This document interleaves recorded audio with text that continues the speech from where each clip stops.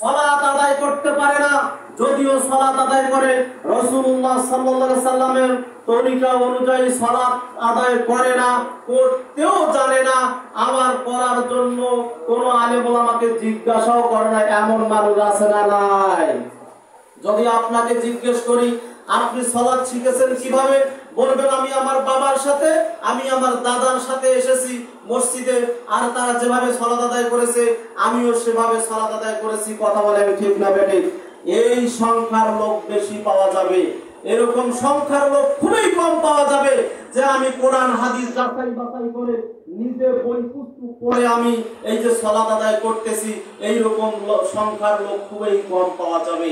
তাই তো আজকে আমাদের সমাজে ফিতনা, তাই তো আমাদের সমাজে আজকে মাসআলা মাসাইল নিয়ে দ্বন্দ্ব, এক হুজুর আরেক হুজুরের সাথে দ্বন্দ্ব, মারামারি, ঝগড়া, বিভিন্ন আপনার হলো ফাসাদে লিপ্ত হয়ে আছি।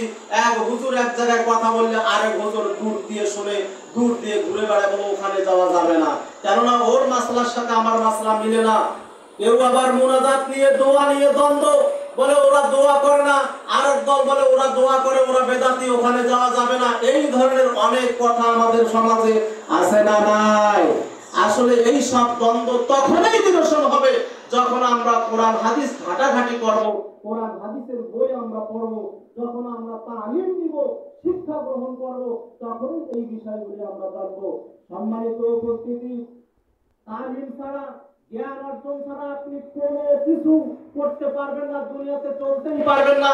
আপনি যে সাইকেল চালাচ্ছেন সেটাও আপনি প্রশিক্ষণ নিয়েছেন, আপনি যে মোটরসাইকেল চালাচ্ছেন প্রশিক্ষণ নিয়েছেন।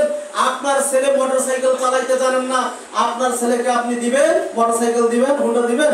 কখনোই দিবেন না। তাহলে আগে তাকে শিক্ষা দিতে হবে।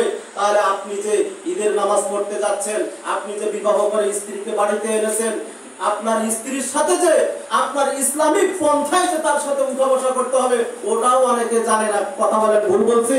অনেকে জানে না, এগুলো জানতে হবে। এগুলো কিভাবে জানবেন? এগুলো এই যে তালিমি বৈঠকের মাধ্যমে জানবেন।